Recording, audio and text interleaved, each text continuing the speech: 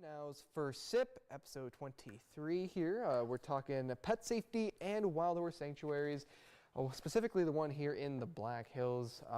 Very excited to talk about that one, but first we got to talk about this. But get our pet safety before we first. before we get ahead of ourselves, I'm Humberto Sanchez. And I'm Mimi Herrick. And we hope you're having a wonderful day. Grab a cup of coffee, grab a cup of tea, grab something warm, especially with the current weather right now. We're looking at downtown Deadwood here. Square. Yes, because I was gonna say the one in the one that's for Rapid City, kind of seeing that pretty. It's just gray. Yeah, I know. It's just gray. No, we want to make sure you have some sort of view this morning. Yeah. And what better view than to have downtown Deadwood here? Kind of another place deeper into KOTA territory, a little bit in the Black Hills. Let's by start a with little pet bit, I safety. mean like actually in the Black Hills. Yeah. So let's go ahead and kick this off with our pet safety. We talked about this yesterday on Good Morning Black Hills. Some things that I want to bring up for the spring season. It might not feel like it today, but warm weather is here, and that means windows open. So just be careful. Make sure your screens are secure. And don't leave your windows open with pets home unattended. Mm-hmm. I think that's something I definitely need to do. My cat is always trying to climb up the screen. Also, something that I've seen a lot of people, and it's really cute whenever I see it, but I'm like, is that safe? Sometimes, if you have a new dog, I would train them before you like even allow them to stick their head out of a car window or something. Yes, that is also a safety thing. I will say that it is cute and all when you do see that, but there is also they like to kind of chase things, especially if you don't properly train them and they don't have proper training for certain situations like that. But yes, also make sure you have that check too. Make sure that you're safe. Just open it up a little bit if you just want them to kind of enjoy some of that outside air. That way only their head sticks out, not their whole body. Yeah, and for people who have balconies, another thing, especially if you have cats, please make sure that you're putting something over those bars or keeping them under very close watch if they can fit through the bars on a balcony. I know people like to call it having a catio, so just something to look into. It's kind of a pet safety prep it before you let them do that. Yeah, for sure. And then another thing we talked about yesterday was updating ID tags. If you've moved this winter or you're planning on moving, make sure you update with address, new phone numbers, new names, anything, just so that everything's all good in case they do, God forbid, get lost. No, exactly. And if you do end up going hiking out and about the Black Hills, because there's clearly a lack of it, right? Right. No, yeah. No, it's nothing. Gorgeous. Yes, it's like it is. I mean, we're looking at it. Yes, I was like, look me right there, up there. Look at that. It's beautiful. But if you do go out hiking, enjoying some of the nature that the Black Hills and KOTA territory has to offer, make sure that you kind of are aware of some of the things that can harm your furry friend. And by that we're talking fleas and ticks and kind of in a little bit we'll talk about more of the bigger animals, but for now, let's talk about kind of the ones that are annoying. Yes, they're annoying to deal with, especially when your furry friend gets them. Yeah, and you can look for symptoms really easily in your pets for excessive scratching, hair loss, anemia, things like that can point to ticks, fleas, anything that might be bothering them as the weather gets warmer. No, exactly. And if you do have, there are like, according to the USDA Forest Service, if there are around 17 to 16 species of ticks here in the Black Hills. Make sure that you, they're so gross. Yes, they are nasty. Yeah. I don't like them either. They're not fun. I've had it at one point. I was unfortunate enough that I did get a tick bite me and stick onto me, and it was not fun getting it out. It is something that I will remember and will make sure to put on tick repellent every time I go out. Yeah, and there's lots of treatments options for your pets. Obviously, go to your vet first, but there are some preventative things that they do offer at pet stores, like those flea protective collars and little, I remember my cat growing up was an outside cat, so we'd put this little cream on her fur once a year, every 6 months, and it would make sure that she was protected when she was outside. So just things like that, but obviously talk to your vet first. They know your pets and your pet's health a lot more than we do, but yeah. Exactly. And also, if once you're done hiking, before you get into that car, before you head anywhere, make sure, just like we do as humans, kind of check ourselves before we get into a car, or any of those, any ticks or any other insect that might have joined on the journey. Yes. We don't want them to come home with us. So check your dog check your cat. If you're one of those people that likes to walk their cats, I know there are some of those people out there. I have a leash for my cat. I'm guilty. And I don't, hey, you know, it's something that's rising. I know a lot of people are starting to do that, especially because sometimes cats need, you My know, cat needs getting exercise. toys is very expensive nowadays. So what better way to kind of entertain your cat than taking them outside as well with you? But yeah, if you do that, make sure you check your furry friends for anything behind the ears, behind the legs, kind of in those joints where you're not usually, you know, you don't usually check or usually see. That's harder where to they'll get see. you. Yes. Those ticks will get you there. But another thing that you brought up yesterday that I thought was really interesting that I didn't even think about because I'm a cat person, so I've never had dogs. But when you're out walking in the Black Hills, there's a lot of wildlife that you should look out for as well. Exactly. No, and courtesy again of the USDA and courtesy of, oh man, it was another, it's called Exo Adventures. They made a big list of certain animals. I unfortunately had to take out the pictures because you know, they're not my pictures. They're not. I don't know who took the pictures. I want to give credit to whoever took those pictures. But just letting you know, for the people that took those pictures on Exo Adventures, the website, wonderful pictures. Just saying that out right now. They were really beautiful. I'd go check them out. But also check out to see what kind of wildlife in the Black Hills. Have your furry friend on a leash at all times. It not only helps you keep track of where they are, but it also helps them stay away from those wildlife animals, wild animals that, you know, you're not necessarily going to want to confront or get close to. Some of those animals include the American bison. Down in Custer, if you have seen the Buffalo Roundup, you know how big they can get, and you know that you're not supposed to pet. Quoting no matter one of how cute they are, yes, you cannot pet them. Yes, exactly. I was going to say, quoting our former news director, don't pet the furry cows. They are not nice to you. They are very territorial. Also, they prefer to be left alone. So. Yeah. Not just by humans, but also by other animals. So make sure that is one of the reasons why you keep your furry friend on a leash at all times. Yeah, Another we also one. have mountain lion populations out We here do, that you have to keep an eye out for. Yes, mountain lions is another one, especially because they are, you know, they are predators, so they will maybe gain a liking to your furry friend, and that's why we need to keep them on a leash. The next one is bighorn sheep. I know around here they sometimes like to meander around close to the hatchery, I believe so. So if you do see those, make sure you know, like I said, looking at them from afar. Give all these animals their space. Yes. You don't want, especially if you have a pet with you, that can sometimes escalate the situation. So just stay away.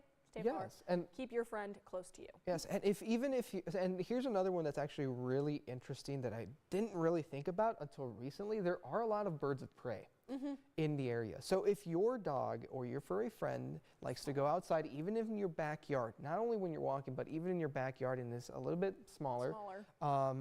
Watch out. See, there are some signs, you know, if a bird starts to kind of hover around the area you're in a little bit more often, you see them a little bit more often, I would watch out for birds of prey, especially raptors around the area. If your furry friend is a smaller. Yes. Yeah. So we're talking like Chihuahua, Shih Tzus, terriers, stuff like that. Little guys. Yes. Some other animals, I would say black bears. Personally, there's like one bear pod that lives in Custer, I believe, but I haven't ever run into them about here because I know this isn't technically their habitat. I was going to say, still, watch out for that. Then you also have, and then if you're closer to kind of, you know, the mountain goats, the elk of the Black Hills, stuff like that, you know, just a little bit more. And coyotes, right? Or that's not how people say it here. How do people say coyotes? Yeah, sorry. Yeah, coyotes.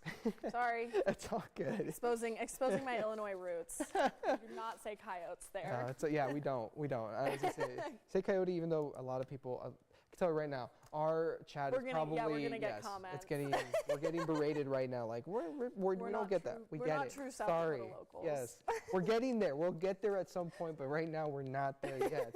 And then also, surprisingly, prairie dogs. Yeah, they carry the plague. Yes.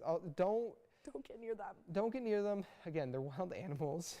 Make sure you look at them from a distance. Unless you are with an animal expert that knows how close you can get to them, be sure to kind of, you know, keep your distance. Make sure your furry friend keeps her distance. You don't know what kind of kind of diseases or kind of other They do. infections that They you are might carriers not know. Yes. technically of the plague, like the Yes. bubonic plague. So just be careful when you're out there. Like I said, a big thing that, and I'll reiterate, the USDA, the Forest Service says, keep them on a leash at all times. Yeah. It not only helps you stay safe, it helps you keep your track of where your furry friends are, but it also helps your furry friends stay safe from any wild animals you might encounter out on a hike, any wild animals you might encounter really anywhere, whether it's here in Black Hills or anywhere in the U.S., especially because quite literally there's beautiful places. Everywhere. You want to let your dog be free and just run around, but Dog make park. sure, yes, dog park. Somewhere safe. Yes, just make sure you keep them safe. Other than that, is there anything else that our viewers should know about kind of The pet safety yes, stuff? some pet safety, yeah. Pet safety, no, just talk to your vet before you do any sort of treatments for, fleas, ticks, anything. Yes. Have them get a checkup. Yes, just like us, when we get any new sort of medication, cream, stuff like that, make sure you get to know their medical history beforehand. Maybe even ask your vet what kind of treatment should you use, what kind of stuff should you use for your pet if you do plan on taking them on a hike. And by that I mean like medication in the form of, like you said, kind of that cream on the head for the cat to keep fleas, ticks, and stuff like that away from them, ringworm, anything like that. Yeah, exactly. And moving on to horse sanctuaries. That was our second topic. We talked about that today. Yes.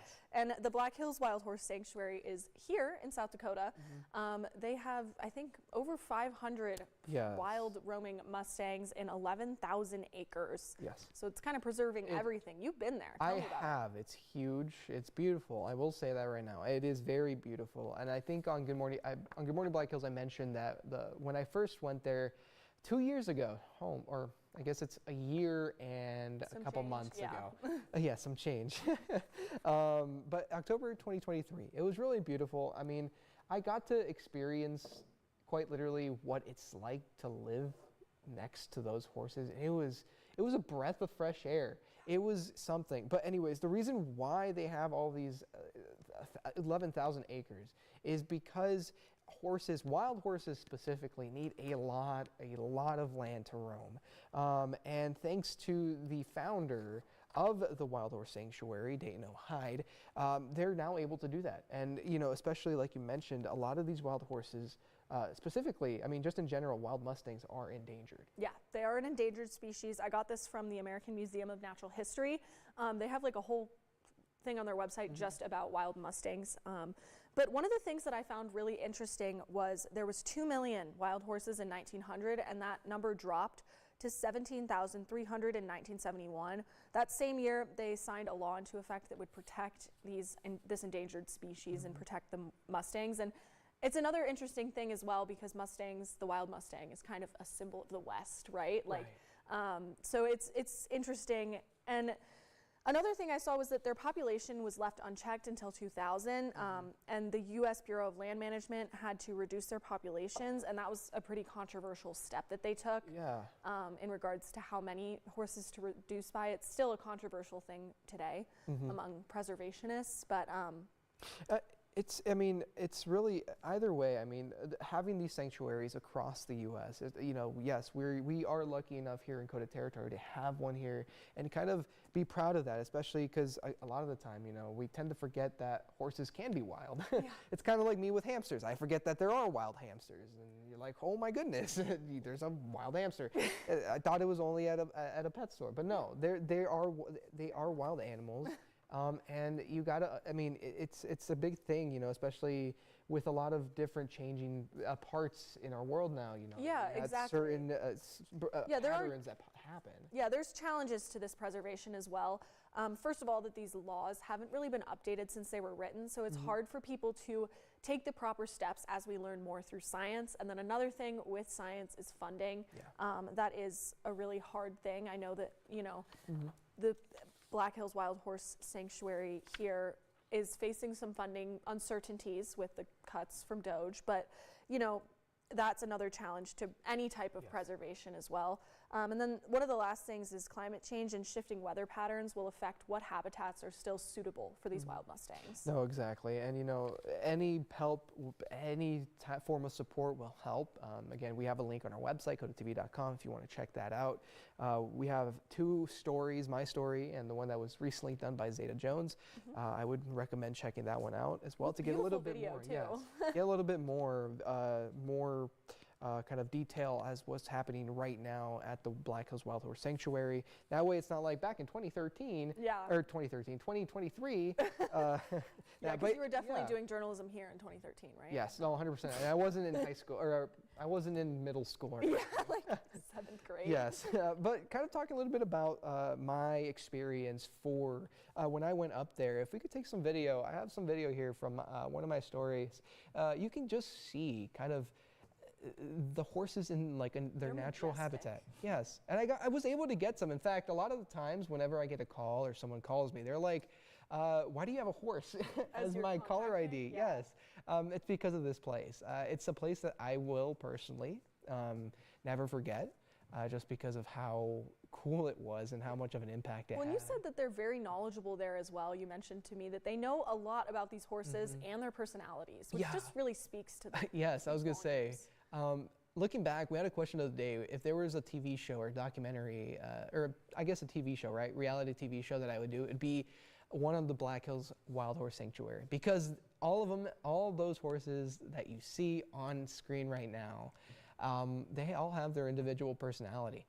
There's drama that happens. Oh yeah. It's a lot of drama. Yes. But it's so much. Yeah. So it's crazy, and I love it so much. And it's something that, you know, if I ever have the chance to go back out there again, down there again, it'd be wonderful.